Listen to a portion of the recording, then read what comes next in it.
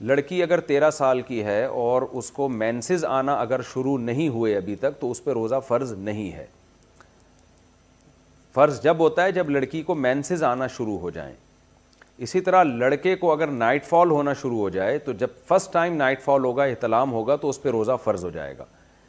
تو جیسے کسی کو رات کو لڑکے کو احتلام ہو گیا, نائٹ فال ہو گیا, تو اب اس پر لازم ہے کہ وہ غسل کرے اور عشاء کی نماز بھی پڑھے اور پھر سحری کر کے روزہ بھی رکھے. سحری نہ بھی کرے تو روزہ بہرحال اس کو رکھنا پڑے گا.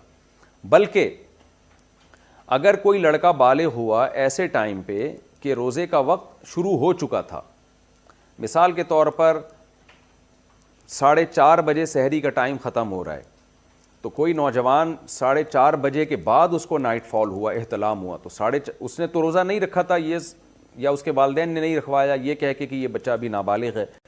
تو اب جیسے ہی اس کو روزے کے شروع ہونے کے بعد نائٹ فال ہوگا, تو اگرچہ وہ کھانا کھاتا رہا ہے, کھاتا پیتا رہا ہے, لیکن جیسے ہی اس کو نائٹ فال ہوگا تو وہ بالغ ہو جائے گا, اور بالغ ہونے کے بعد افطاری تک اب اس کے لیے کھانا پینا ناجائز ہو جائے گا.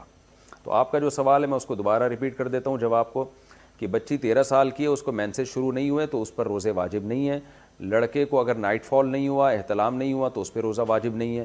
البتہ لڑکی یا لڑکا جب 15 سال کے ہو جائیں تو پھر بہرحال بالغ ہی شمار ہوں گے, چاہے لڑکی کو مینسز آئیں یا نہ آئیں, لڑکے کو نائٹ فال ہو یا نہ ہو.